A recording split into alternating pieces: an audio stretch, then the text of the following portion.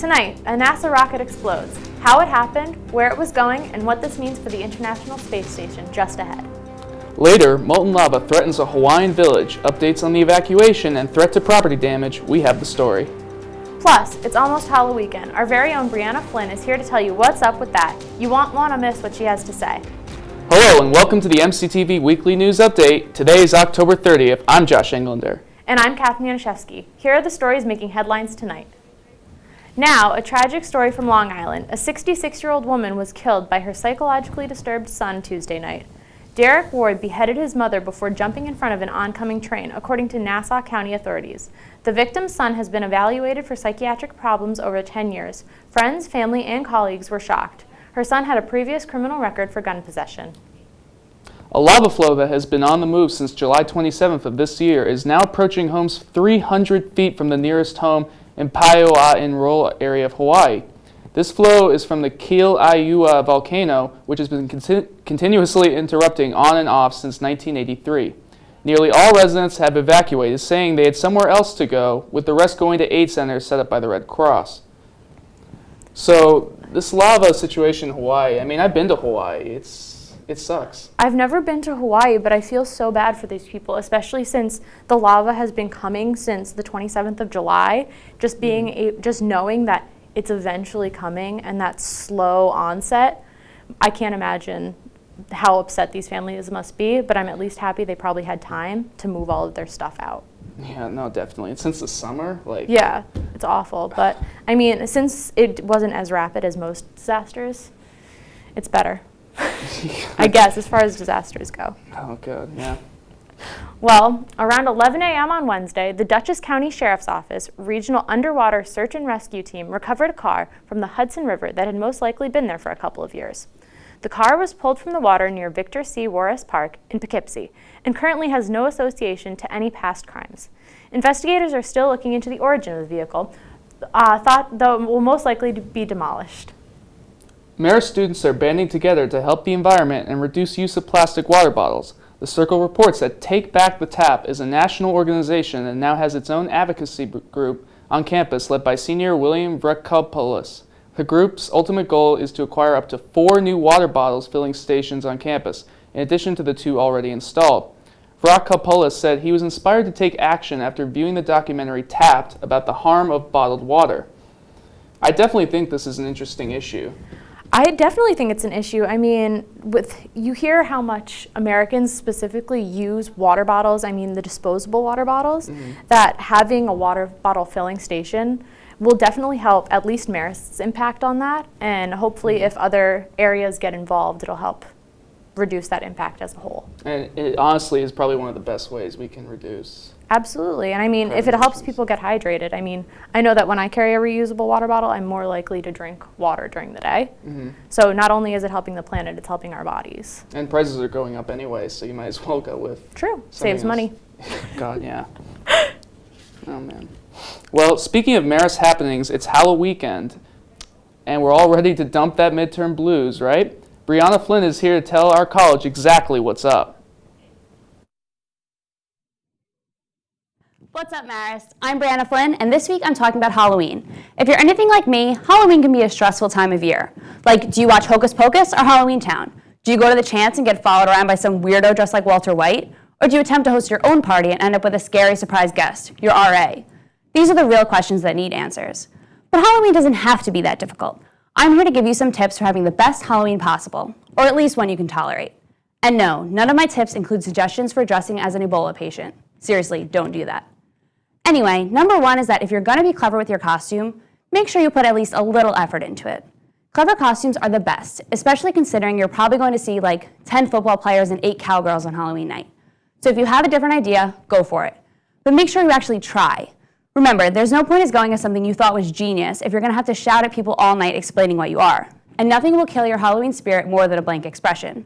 I'm sure you meant well dressing like Groot, but you just look like garbage. You gotta commit and get creative on a college budget. My next tip is always remember their safety in numbers.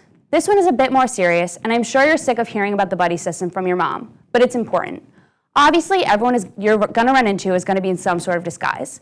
Make sure you remain aware of your surroundings at all times so you don't have to regret thinking that random dude in a Batman mask was actually your friend.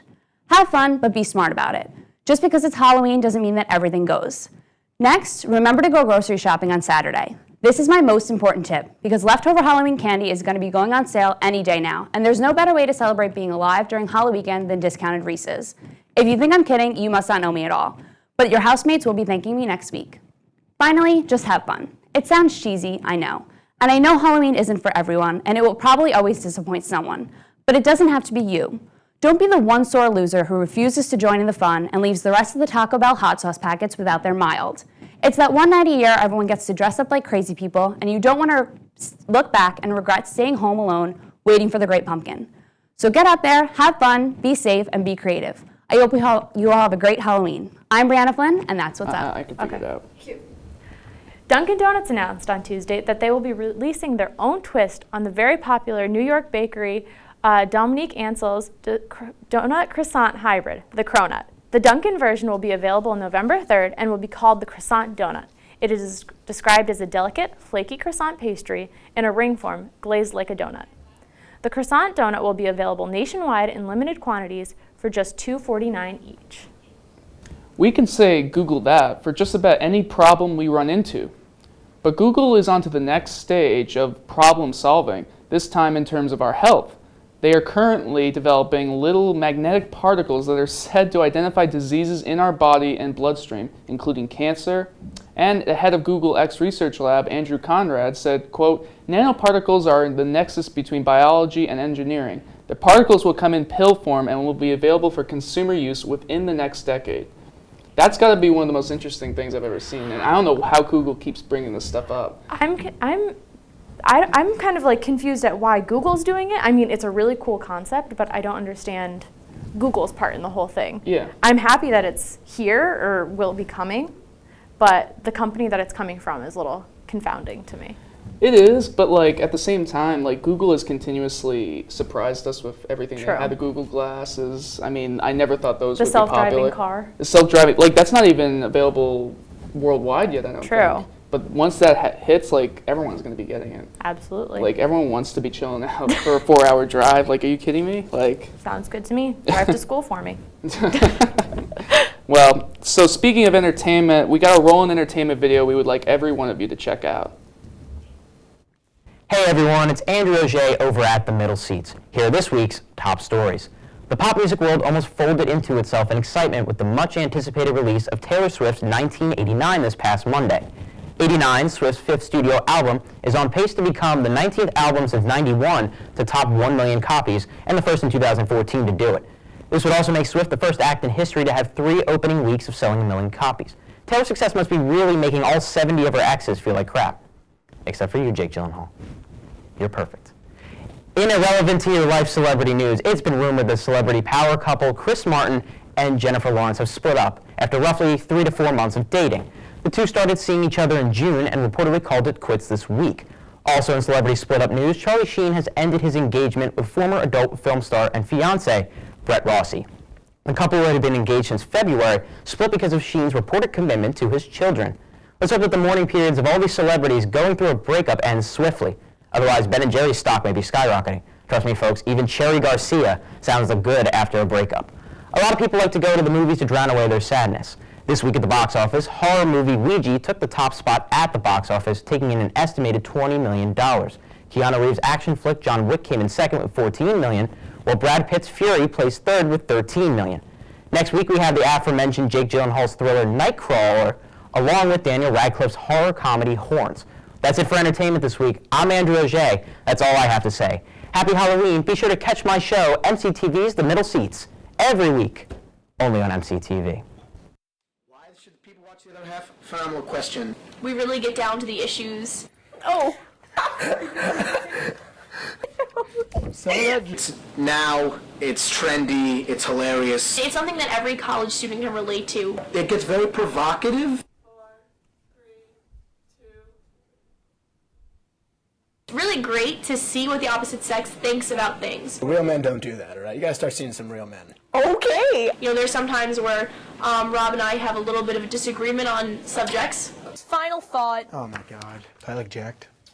No. We do episodes on fashion, sports, text translation, first dates. It's just an international sensation that this show is going to be sweeping the nation. It's a fiasco. Really, every college student in the world should be watching this show. Low five.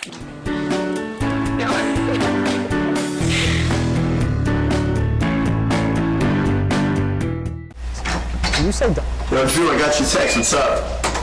I don't know. Jake's been quoting lines from Pulp Fiction all day. Yo, Jake, what's up? I don't remember asking you a goddamn thing. What are you even saying? Say what again? Who say what? Does he look like a bitch? We are literally the only two people in this room right now. That is a tasty burger. Do we call a doctor or something? I will strike down upon thee with great vengeance and furious anger. Now that's a threat. The Middle Seats, every other Thursday, only on MCTV. Hey, Kat and Josh, it's Andrew over the Middle Seats set. We'll be talking about Taylor Swift, celebrity breakups, and box office favorites. And be sure to catch this week's show on MCTV channel 35-1. Why should people watch the other half? Phenomenal question. We really Dynasty? On Wednesday night, the San Francisco Giants won their third World Series in the last 5 years.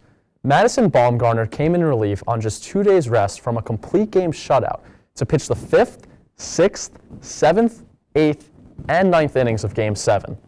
He allowed just 2 hits, 0 runs, and struck out 4. Bumgarner deservedly took home the MVP award after breaking the MLB record for innings pitched in postseason play with 52 2/3 and a 1.03 ERA. The Kansas City Royals' magical ride to their first World Series in 29 years came to an end off of the bat of Salvador Perez, who popped out to third baseman Pablo Sandoval. The NFL will enter the second half of their season this Thursday night when the New Orleans Saints travel to Carolina to face the Panthers in an NFC South showdown. Manning versus Brady will headline the Sunday games as they go mano-a-mano for the 16th time. The Broncos will enter Foxborough at 6-1 to take on the Patriots, who are 6-2 and are coming off of 4 straight wins after many had said their season was over after getting blown out in Kansas City by the Chiefs on Monday Night Football. In other AFC news, the 1-7 New York Jets officially made the switch from Geno Smith to Michael Vick, who will go up against the head coach that gave him a second chance in Philadelphia, Andy Reid and his Chiefs in Kansas City. All while the New York Giants will look to get back to 500 when MVP candidate Andrew Luck and the Indianapolis Colts make a rare visit to the Meadowlands on Monday Night Football. As for Marist sports, the volleyball team improved to 19-3 with a win at Siena last weekend, which put them in first place of the MAAC. They will put their 8-0 home record on the line this Saturday against Iona. Also on Saturday, the football team will look to build off of their upset win over Campbell last weekend when they take on Jacksonville as they look for their first winning streak of the season. That's all for tonight, but check out my show This Week in Sports on Monday night. Thanks, Ryan. Tensions in Ferguson, Missouri remain high as there continues to be a push for Police Chief Thomas Jackson to resign. City officials are looking to reform the police department and would put St. Louis County Police Chief in charge. Jackson released a video apology to the slain teen Michael Brown's family last month, stating, quote, "I'm going to stay here and see this through." However, many Ferguson residents are still unhappy with his apology. Currently, they are still awaiting the grand jury's decision whether or not to bring charges against Darren Wilson, the officer who shot Brown back in August. An unmanned NASA-contracted rocket exploded in midair over the eastern Virginia coast. The explosion occurred 6 seconds after launch and produced huge flames and loud booms. The rocket was carrying roughly 5,000 pounds of supplies to the International Space Station. 2 new missions have already been planned to restock the space station, but even these 2 missions fail. It has been confirmed that the station has enough on hand to last until the end of this year. No injuries or deaths have been reported. Attention all iPhone 6 users. Don't throw away your wallets just yet. Apple Pay, iPhone's solution for bulky wallets, is not loved by all. The new app designed to store all your credit card for electronic payment at most retailers is being rejected by several key warehouse stores. Walmart, CVS, Best Buy are refusing Apple Pay due to a recent email breach. Despite rave reviews, Apple Pay will need a little more time before these retailers are ready to throw away the plastic. So Apple Pay seems like a pretty good idea to me, but I am concerned about the security of everything. Yeah. Since even after the Target breach last year, I'm always concerned about using my credit card. It's definitely concerning, but I think more or less this is a competitive thing. Like the reason why Best Buy and all these other stores don't want to sell Apple products is because they fear the fact that this may get really popular. Absolutely. Because who likes a bulky wallet? I mean, You know what I mean? I'm a girl, so I always carry a purse. A wallet doesn't bother me too much, but I mean, for convenience sake, having it on my phone, which is out all the time anyway, is great. I think fanny packs need to get back in fashion. I mean, you can try it, but no guarantees. Oh Well, God. that'll do for local and national news. All right. Well, stay tuned, everyone. We have another commercial break. Yo, Drew, I got your text. What's up? I don't know, Jake's been quoting lines from Pulp Fiction all day. Yo, Jake, what's up? I don't remember asking you a goddamn thing. What are you even saying? Say what again? Who say what? Does he look like a bitch? We are literally the only two people in this room right now. That is a tasty burger. Do we call a doctor or something? I will strike down upon thee with great vengeance and furious anger. Now that's a threat. The Middle Seats, every other Thursday, only on MCTV.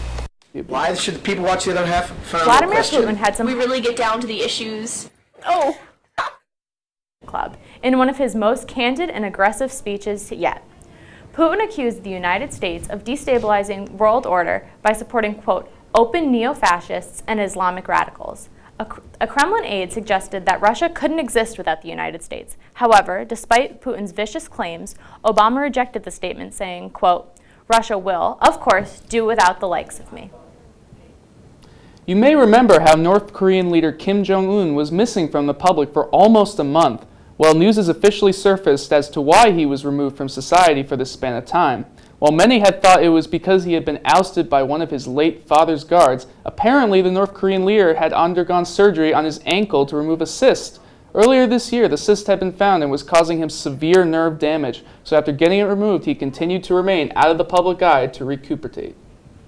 Around Halloween, the chances of people getting robbed by someone in costume are much higher than the rest of the year. This story definitely has the weirdest costume for a robbery. Over the weekend, a man broke into his friend's house dressed as the yellow Teletubby Lala. Neighbors called the police and reported that an intoxicated man had broken down the door, stolen some Chinese food, and ran down the street. Upon his arrest, the unidentified man's friend decided to drop charges despite the broken door. I guess the Teletubbies have had to resort to some desperate measures since their show ended. This is one of the funniest things. Not only a grown man dressed as a Teletubby, but stealing Chinese food. Yeah, like how do you put those two together, like for a story? Like Well, it's amazing some of the things these people will do. I mean, anything can happen. Who's your favorite Teletubby? I don't know. I think the purple one. The purple one, I think, is the one that carries the purse. Oh, you gotta go with Poe. Everyone has their own opinion, The Scooter is the best. I love Poe. I guess. Well, that's all the news we have for you tonight. Be sure to follow us on Facebook and Twitter. Until next time, I'm Katherine Janiszewski. And I'm Joshua Englander. Stay classy, everyone, and have a good night.